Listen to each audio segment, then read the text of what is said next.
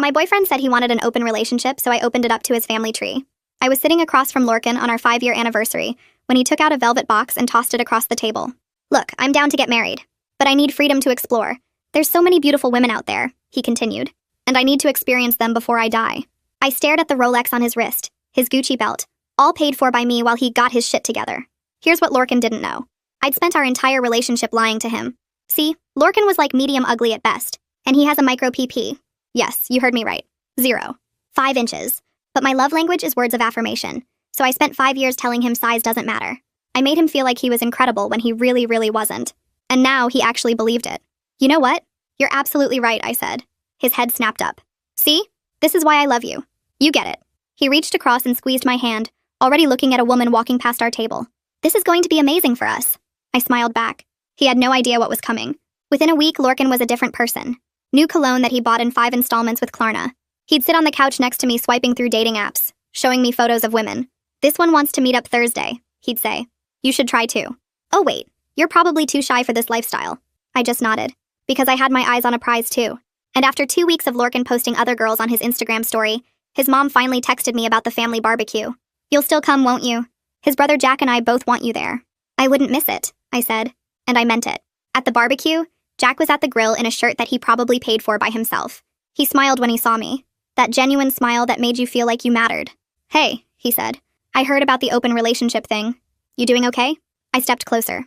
Actually, I'm doing great. Lorcan wanted freedom. I'm just taking the same deal. His expression shifted. Oh yeah? We talked for an hour. Laughed. His hand brushed mine. Across the yard, Lorcan was watching us, his conversation dying mid-sentence. His mom came over and hugged me. I always thought you were too good for Lorcan anyway, she whispered. But here's the thing. While Lorcan was posting all these club photos and collecting phone numbers, his actual dates weren't going well. He'd come home early every time. Thursday night, home by 9. Friday night, same thing. He was getting quieter. The confidence was cracking. 2 weeks later, I was getting ready to go out when Lorcan walked into our bedroom. Where are you going? His voice was different, uncertain. I have a date. Oh. He sat on the bed. Anyone I know? I looked at him in the mirror. Yeah, Jack. His face went white. Jack? My brother Jack? Yep, that's not funny. I'm not joking. I grabbed my purse. You said anyone. No restrictions, remember? I didn't mean my brother. You said whoever I want. I want Jack. I headed for the door. You're being really insecure right now. I thought we were exploring. This is different. You can't what? I turned around. He opened his mouth. Closed it. He was trapped. That's what I thought, I said. Jack and I went to a nice restaurant where he asked about my life and actually listened. I've wanted to ask you out for 5 years, he admitted. But you were with my brother. I posted a photo of us that night. Lorcan viewed it on all 3 of his accounts. The text started at midnight. We need to talk. You're doing this to hurt me. After that, I started spending the nights at my best friend's house and didn't see him again until the next family dinner 3 weeks later. When Jack and I walked in holding hands, his mom practically ran over. Oh, I'm so glad you two finally got together. She hugged us. Jack has been talking about her for years. Years. But she was with Lorcan and he'd never do that to his brother. Lorcan sat through dinner silent while everyone gushed about Jack and me. His aunt kept saying things like, finally someone with a real career, and Jack always treated his girlfriends well, not like, before trailing off and glancing at Lorcan. After dinner, Lorcan followed me to the kitchen. Can we talk? His voice was small.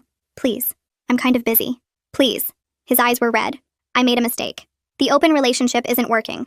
That's rough, I said. But my brother? Really? You said whoever I want. I'll close the relationship, he said coldly. We'll go back to normal. Just us. Like it was. That's not an ask. That's a warning. I stared, not knowing what he meant. The way he looked at me made my skin crawl. My phone buzzed in my pocket and Chelsea's name lit up the screen asking if I was okay since I'd been in the kitchen so long. I typed back that I needed to come over right now and grabbed my jacket from the coat rack. Lorcan blocked the doorway, but I pushed past him and told Jack I had to go handle something urgent. His mom hugged me goodbye while Lorcan stood there watching with his arms crossed.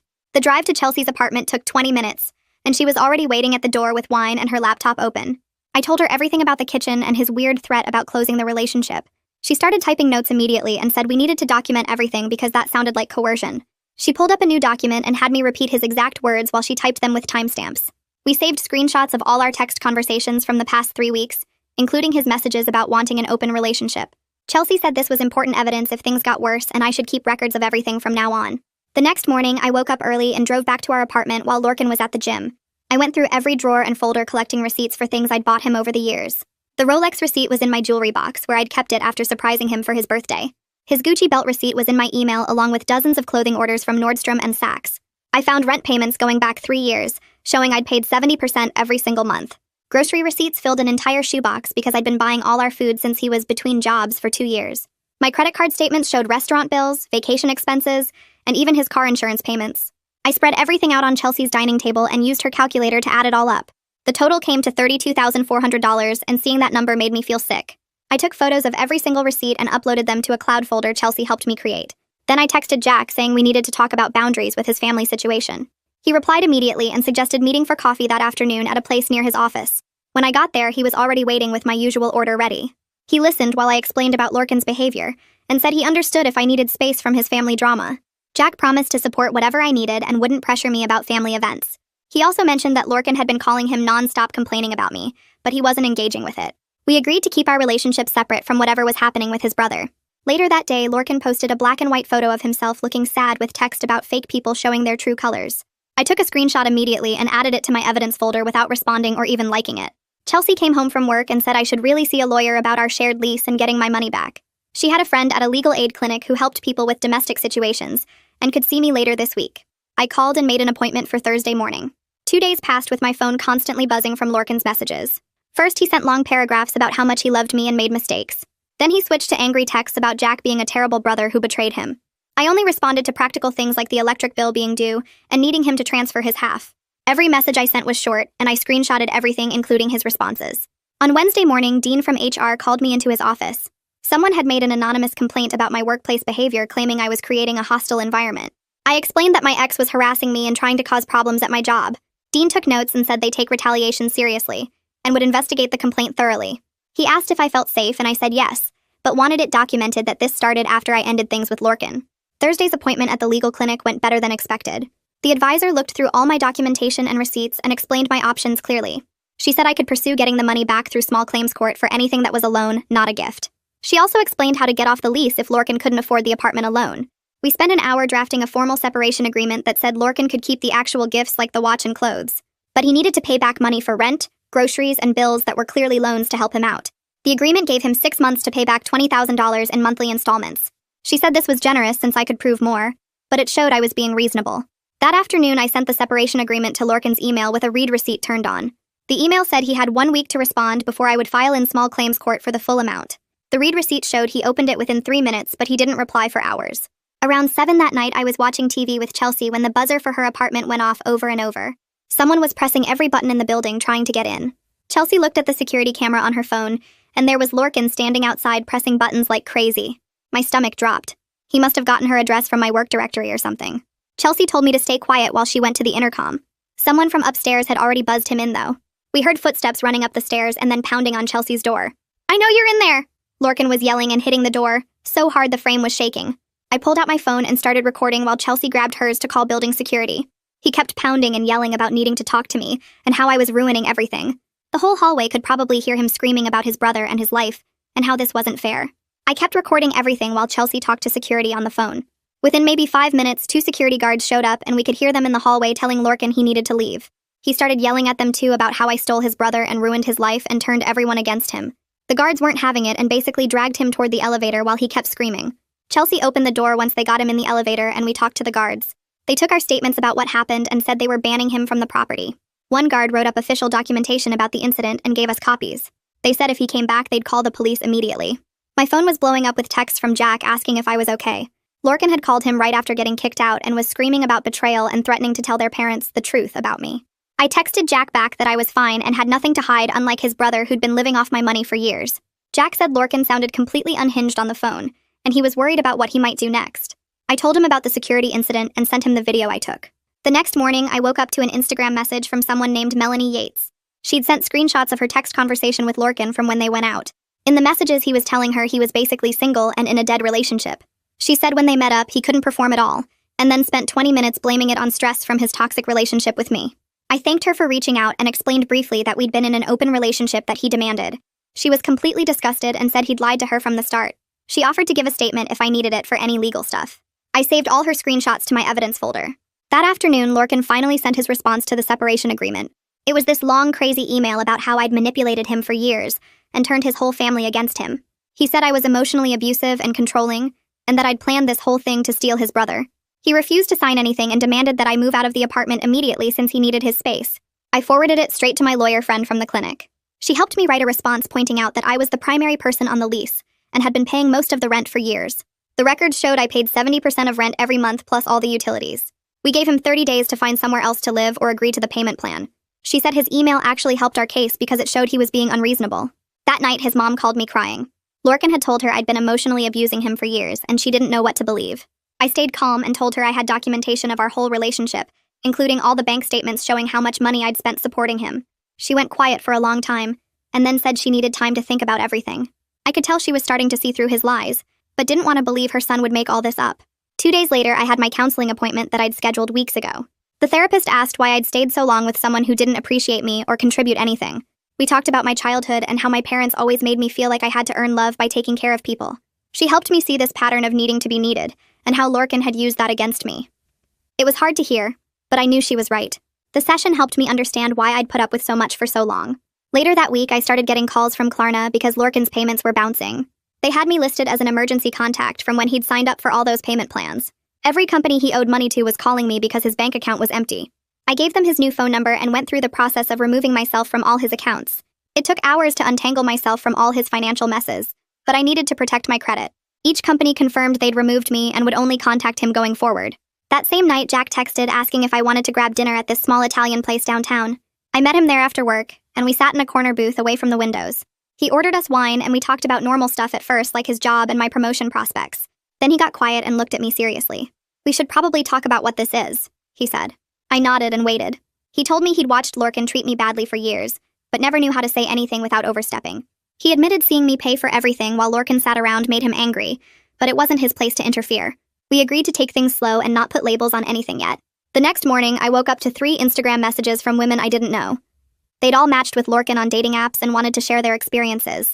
The first one said he showed up 40 minutes late to their coffee date and spent the whole time talking about his ex who was threatened by his success with women. The second one said he tried to get her to pay for dinner because his card got declined. The third one sent screenshots of him asking to borrow money after one date. All 3 said he wouldn't stop talking about how his ex was crazy and controlling. I thanked them for reaching out and saved all their messages. That weekend, I decided to start moving my valuable items out of the apartment while Lorcan was at his new weekend job his uncle got him.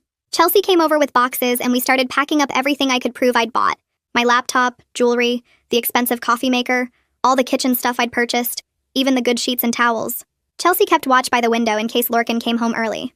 We loaded everything into her car and took it to a storage unit I'd rented. The whole process took 3 hours and we made 4 trips.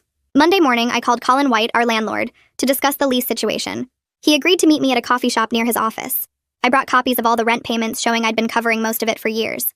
Colin looked through everything and shook his head. He told me Lorcan was already 2 months behind on his portion, which I'd been covering without realizing. Colin agreed to remove Lorcan's name at the lease renewal in 3 months if the missed payments continued. He also said he'd been getting complaints about loud music and parties from Lorcan's unit since I'd been staying elsewhere. I thanked him and got everything in writing. 2 days later, my bank app sent an alert that someone tried to access our joint savings account. I'd already moved my portion to a separate account the week before, leaving only Lorcan's contributions, which totaled about $200. My phone started buzzing with angry texts from him saying I stole his money. I reminded him the remaining balance was only what he'd put in over 5 years. He kept texting that I was a thief and he'd call the police. I screenshot everything and didn't respond after that. The next morning, I saw his aunt had posted on Facebook about women who gold dig and then play victim when the relationship ends. It was clearly about me, even though she didn't use names. Within an hour, Jack had commented defending me, saying some people work hard while others mooch off their partners. His mom jumped in supporting Jack. Soon half the family was arguing in the comments. I stayed completely out of it and just watched the drama unfold. My counseling appointment was that afternoon and we spent the whole session talking about honesty. The therapist pointed out I'd been lying to myself as much as I'd lied to Lorcan. She helped me see that I'd convinced myself his laziness was temporary, and his lack of contribution would change. We talked about how being honest with myself meant recognizing my own worth, and not settling for someone who didn't value me. It was hard to hear, but I knew she was right about everything. That night, I got a message from Alexa Figueroa with laughing emojis. She'd gone out with Lorcan the previous week, and it was a disaster. He showed up late without his wallet and asked her to cover drinks.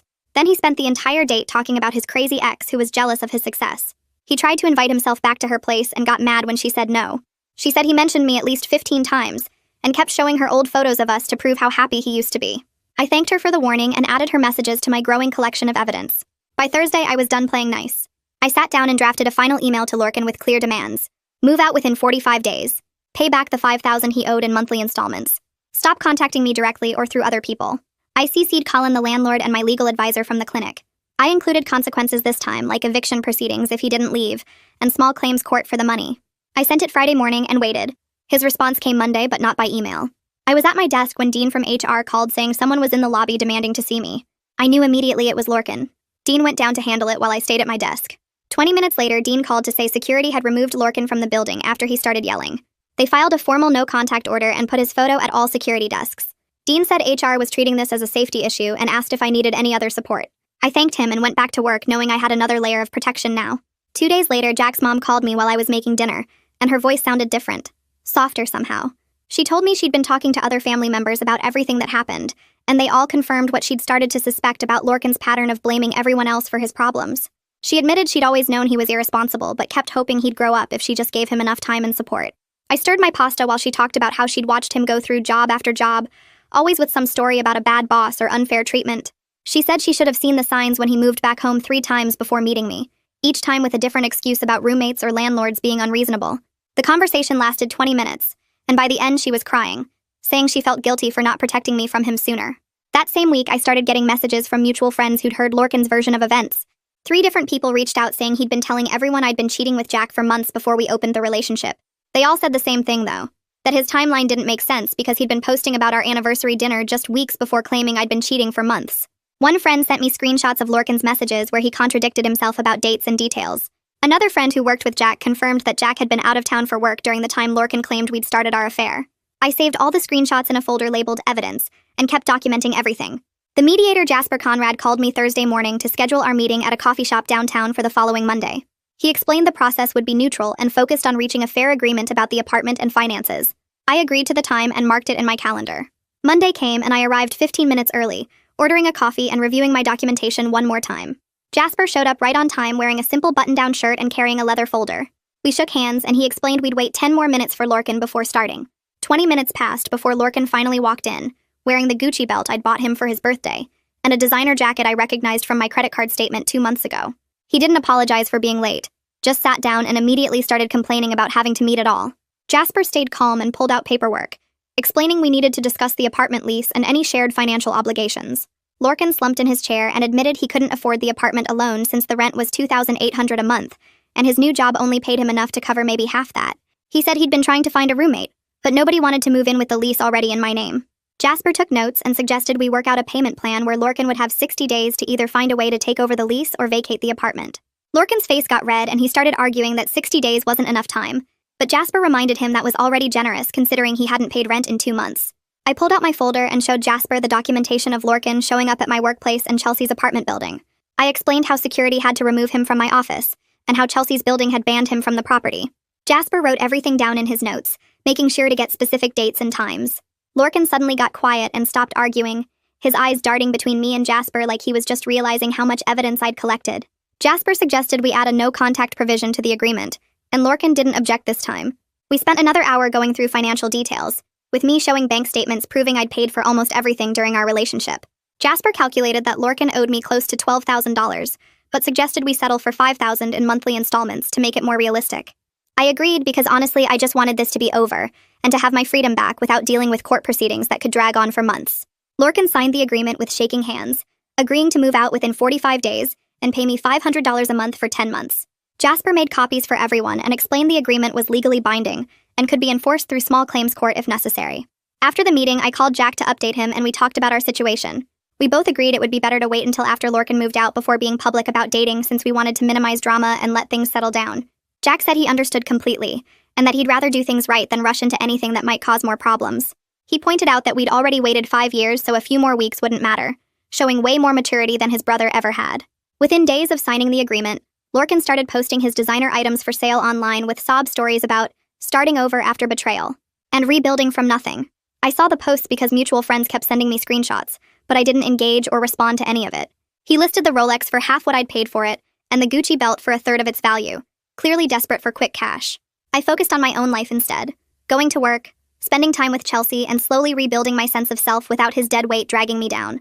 Chelsea came over the next weekend with paint samples and furniture catalogs, determined to help me reclaim my space. We spent Saturday painting the bedroom walls a soft blue color that Lorcan had always said was too feminine. Sunday we moved all the furniture around, getting rid of the ugly gaming chair he'd insisted on keeping in the living room, and replacing it with a reading nook I'd always wanted. We threw out his old posters and the stupid neon sign he'd bought for the kitchen that said, "Live, laugh, love," but ironically. By Sunday night, the apartment looked completely different, like a real adult lived there instead of a perpetual teenager. Chelsea helped me hang new curtains and arrange my books on the shelves I'd bought but never had room for before. The whole place finally felt like mine alone, not some compromise between what I wanted and what he'd tolerate. 2 weeks into the payment plan, my phone buzzed with a notification from my banking app showing a $500 deposit. I checked the transaction details and saw it was from Lorcan, right on schedule for the first payment. I forwarded the confirmation to my legal advisor at the clinic with a brief note acknowledging receipt, keeping everything professional and documented. There was no personal contact between us, just business through official channels, exactly how it should have been from the beginning if I'd been smarter about protecting myself. 3 days later, I came home from work to find Lorcan's key on the kitchen counter next to a folded piece of paper. The apartment felt different, emptier, with gaps on the shelves where his stuff used to be. I picked up the note and started reading something about how I'd destroyed his life and ruined his family relationships. I crumpled it up and tossed it in the trash without finishing it. The locksmith arrived within an hour and changed all the locks while I packed up the few things he'd forgotten into a box. I texted him that his stuff would be on the curb tomorrow morning and blocked his number again. That weekend, his mom called asking if I'd come to Sunday dinner because she still considered me family. I thanked her but said I needed some time to myself first. She understood and said the invitation would always be open whenever I felt ready. 3 weeks passed and I heard through mutual friends that Lorcan had moved back in with his parents. Apparently he was working at his uncle's construction company now and telling everyone he was taking time to find himself after our toxic relationship. People who knew the real story just rolled their eyes when they heard his version. Jack texted asking if I wanted to try that Italian place downtown we'd talked about. We got a table by the window, and for the first time in weeks, I didn't look over my shoulder. He made me laugh, telling stories about his coworkers, and actually asked about my promotion at work. When the check came, he paid without making it weird or expecting anything in return. Walking back to my car, I realized this was what normal felt like. My counseling appointment that week focused on unpacking why I'd stayed so long with someone who didn't value me. We worked through my patterns of needing to be needed, and how I'd confused being used with being loved. She helped me see that my worth wasn't tied to what I could provide for someone else. I left feeling lighter than I had in years. The next month, my banking app showed another $500 deposit from Lorcan. This time there was a note in the memo field saying he was sorry for letting his ego ruin something good. I screenshot it for my records but didn't respond. He didn't deserve my forgiveness or my acknowledgement. Chelsea surprised me the following weekend by inviting a bunch of our friends over for what she called my freedom party. Everyone brought wine and snacks and we sat around my newly decorated living room sharing stories. Turns out most of them had noticed the problems, but didn't know how to bring it up without seeming like they were attacking my relationship. My friend from work admitted she'd wanted to shake me when I'd mentioned buying him another expensive gift last Christmas. We laughed and cried, and I realized I had an amazing support system. Jack and I had been seeing each other regularly for a month when we decided to make things official. We didn't announce it on social media or make some big declaration. We just quietly became a couple without any drama or family meetings. He brought me coffee at work sometimes, and I'd cook dinner at his place. It was easy and comfortable in a way things with Lorcan never were. We talked about real things, and he remembered details about my life. When I mentioned my dad's birthday was coming up, he suggested we visit together. The payments from Lorcan kept coming on schedule, and I kept documenting them through my legal advisor. When the final payment arrived, there was an email through my lawyer asking if we could meet for coffee to get closure. I had my advisor respond that I wasn't interested in meeting and considered the matter closed. My closure was my new life without him dragging me down. 6 months after he'd moved out, I was at the grocery store picking up ingredients for dinner with Jack. I turned into the cereal aisle and there was Lorcan comparing generic brand prices with store brand. His designer clothes were gone, replaced with old jeans and a faded t-shirt. He looked up and saw me, his face going red. He started to say something about how I looked good and asked how I'd been. I politely said I was fine and needed to finish shopping. He stood there holding his basket of cheap groceries while I walked away feeling nothing but relief. Jack was waiting in the next aisle looking at pasta sauce and smiled when he saw me. We finished shopping together, him making jokes about my weird obsession with specific olive oil brands. At checkout, he insisted on paying even though it was my turn, saying he wanted to treat me. Driving home, I thought about how different everything was from a year ago. Back then, I was buying groceries for two while Lorcan sat at home swiping through dating apps. Now I had someone who contributed equally and actually appreciated what we had together. The apartment felt like home now, with my pictures on the walls and my books on every shelf. Chelsea had helped me paint the kitchen a soft yellow that made the whole space feel warm. Even my plants were thriving now that I had energy to take care of them. Work was going better too, since I wasn't stressed about money or dealing with Lorcan's constant drama. Dean had mentioned another promotion might be coming up, and I actually felt ready for it this time. The weekend Jack suggested we drive up to the mountains came 3 weeks later, and I packed my bag while looking at my organized closet that finally had space for just my things. We took his car up the winding roads and stopped at this little roadside stand where he bought us fresh apple cider without checking his bank balance first. At the cabin he'd rented, he carried both our bags inside and started a fire while I unpacked the groceries we'd bought together, splitting the cost without any weird tension about money. That night, we sat on the deck looking at stars, and he told me he'd watched Lorcan treat me badly for years, but didn't know how to say anything without seeming like he was just trying to break us up. He said he'd almost spoken up at Christmas 2 years ago when Lorcan made me pay for his parents' gifts, and then took credit for them. The next morning, we hiked to this waterfall, and he held my hand to help me over the rocks, even though I didn't really need help. Monday morning, Dean called me into his office and said the promotion paperwork was ready if I still wanted it. My new salary was almost double what I'd been making before, and Dean said I should have gotten this years ago, but I'd seemed too stressed and distracted to handle the extra responsibility. The first thing I did was update my direct deposit information to my new savings account that didn't have anyone else's name on it. 3 weeks into my new position, my team threw me a little celebration lunch, and everyone kept saying how much calmer and more focused I seemed lately. My birthday came 2 months later, and Jack's mom sent me a card with pressed flowers inside, and a note about how she'd never seen Jack this happy in his whole life. She mentioned at the bottom that Lorcan had started therapy and was working on his issues, which made me feel weirdly satisfied knowing he was finally dealing with his problems instead of making them mine. The apartment hunting started in spring when my lease renewal came up, and I realized I could actually afford something nice in a better neighborhood closer to work. Jack came with me to look at places, and we found this amazing one-bedroom with huge windows and actual closet space on the third viewing. The landlord ran my credit and approved me immediately since my score had jumped up without Lorcan's missed payments dragging it down. Moving day came on a Saturday, and Jack showed up with boxes and packing tape at 7 in the morning ready to help. We loaded everything into the truck he'd rented, and by noon we were sitting on my new living room floor eating Chinese food straight from the containers. Chelsea came over that afternoon with a plant and a bottle of wine to celebrate my new place that was actually just mine. Setting up my home office in the spare corner felt amazing, knowing I could finally work from home sometimes without Lorcan interrupting to ask for money or attention. My bank app showed me something incredible 6 months after Lorcan moved out when I checked my balance and saw actual savings accumulating for the first time in years. I opened an investment account that week and put in my first deposit, feeling genuinely excited about planning for retirement and maybe buying my own place someday. The financial advisor at my bank said I was in great shape for someone my age once I explained I'd recently gotten out of a financially draining relationship. Planning my first dinner party in the new apartment felt like such an adult thing to do, and Chelsea helped me pick out serving dishes at the thrift store. Jack and I cooked together the day of the party, him handling the main course while I made sides and dessert from scratch. Our friends started arriving around 7, and everyone brought wine or flowers and kept commenting on how happy and relaxed I looked. Chelsea pulled me aside in the kitchen and said she'd never seen me this light and free, like I'd finally become the person I was supposed to be all along. Someone took a group photo that night, and when I looked at it later, I barely recognized myself, because I was actually genuinely smiling instead of forcing it. The 1-year mark from that anniversary dinner with Lorcan came faster than I expected, and Jack made reservations at this nice place downtown. He wore a suit he'd bought himself and picked me up with flowers he'd chosen because he knew I liked tulips better than roses. During dinner, he kept fidgeting with something in his pocket, and finally stood up right there in the restaurant and got down on one knee. The ring he pulled out wasn't huge or flashy, but it was exactly my style, and he'd saved for it himself without putting it on credit or asking anyone for help. He talked about building something real together based on respect and partnership, and actually being equals in everything. My hands shook as he slipped the ring on my finger, and everyone in the restaurant started clapping while I said yes over and over. We called his mom from the car, and she cried happy tears saying she'd been hoping for this since the day she met me.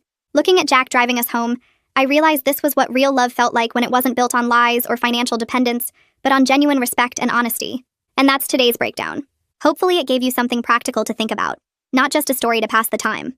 If even one part stuck with you, that's a win. Subscribe so you don't miss the next one.